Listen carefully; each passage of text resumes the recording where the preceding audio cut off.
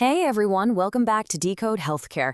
Today, we're unpacking a true masterclass on the highly technical and honestly often totally misunderstood rules of prolonged evaluation and management, or E&M, services. Whether you're coding for a standard office visit, an inpatient stay, or even complex non-face-to-face care, well, time is literally money. But that's only true if you document and bill it correctly in this explainer. So, are you losing revenue on prolonged care? Or worse, stressing over compliance audits? It's highly likely because you're caught in the crossfire of a tale of two rulebooks. The American Medical Association says one thing, while Medicare says something completely different. It creates a massive headache for coders and providers alike. But don't worry, we're going to fix that right now and navigate through it together. Okay, let's dive right in and follow this roadmap to conquer these conflicting guidelines. First up is the Prolonged EM Services Framework. Then we'll hit CPT Prolonged Care Add-ons, move into CMS Policy and G-Codes, touch on non-face-to-face prolonged care, and wrap it all up with a documentation and compliance masterclass. All right, kicking things off with Section 1, the Prolonged EM Services Framework. First, we need to establish the foundational rules of the game. So, what exactly are we talking about here?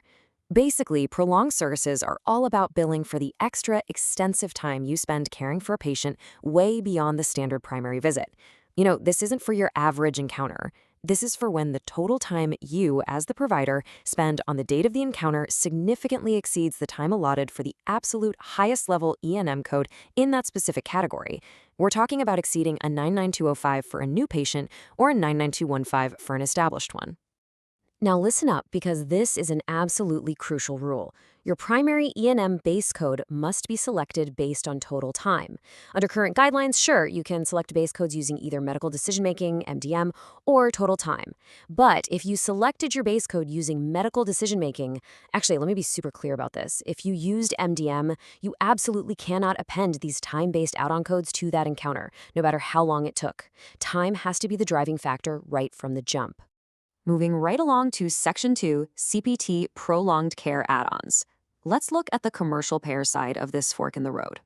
So, governed by the AMA's CPT rules, we have code 99417.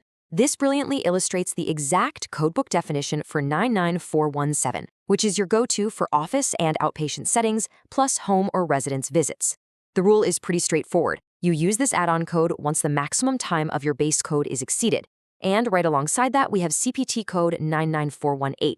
It follows the exact same logic, but is used for inpatient, observation, or nursing facility settings, building off those primary codes like 99223 or 99236. Now, for both 99417 and 99418, there is a magic number, and that number is 15. You literally have to hit exactly 15 minutes of additional prolonged time to report these codes. It's a strict 15-minute block, for sure.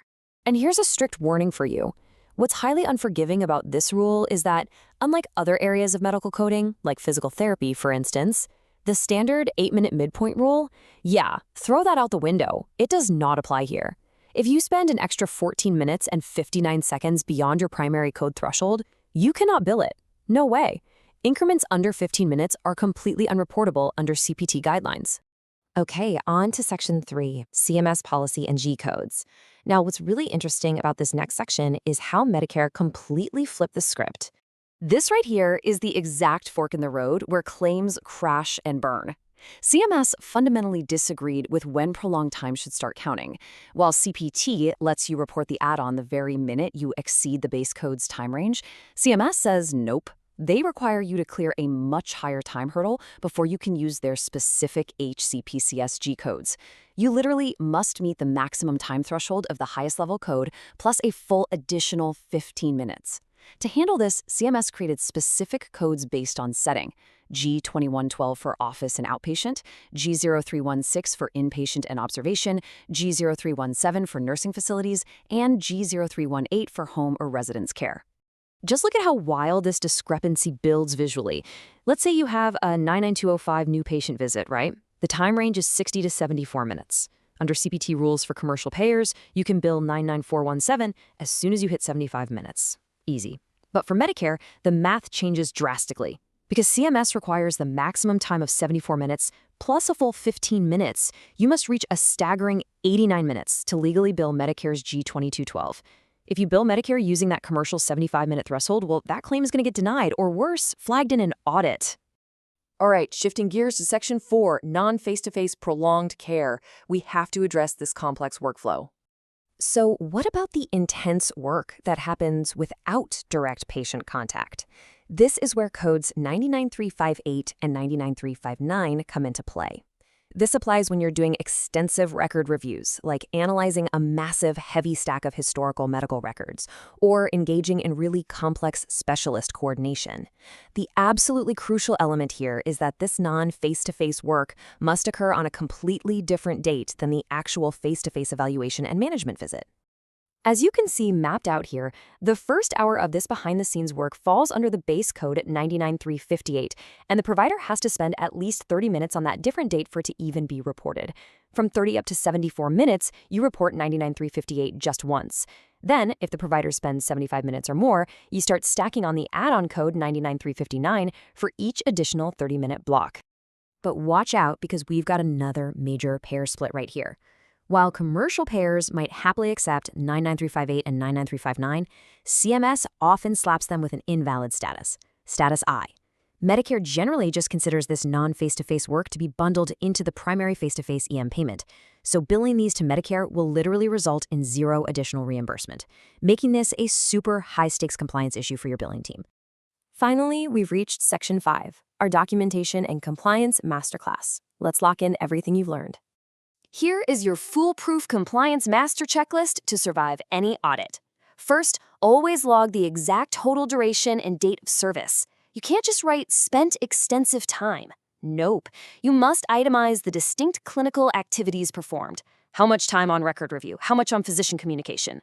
Next, identify the specific provider performing these tasks, because remember, clinical staff time doesn't count toward provider EMM time. Also, you must absolutely never double count your time across other separately reported services done on the same day. And finally, never mix your codes up. Know exactly when to use 99417 for commercial and G2212 for Medicare. Honestly, your chart notes need to look exactly like this. You have to explicitly carve out the minutes to justify the prolonged codes. For example, document something like total time spent on the day of service, 65 minutes. This included review of prior labs for 10 minutes, face-to-face counseling on diabetes management for 45 minutes, and documentation and order entry for 10 minutes. This level of detail creates a crystal clear distinction between your base code time and your prolonged time. It's the ultimate defense if an auditor comes knocking. So are you ready to audit-proof your time-based claims? Now that you understand the tale of these two rulebooks, the strict 15-minute commercial hurdles versus those steeper Medicare thresholds, you're fully equipped to secure your lawful reimbursement. Payers are increasingly using automated AI to scan these exact time increments, so mastering prolonged E&M services takes practice, but proper documentation is always your ultimate shield. Don't forget to like, share, and subscribe to Decode Healthcare with Harshal.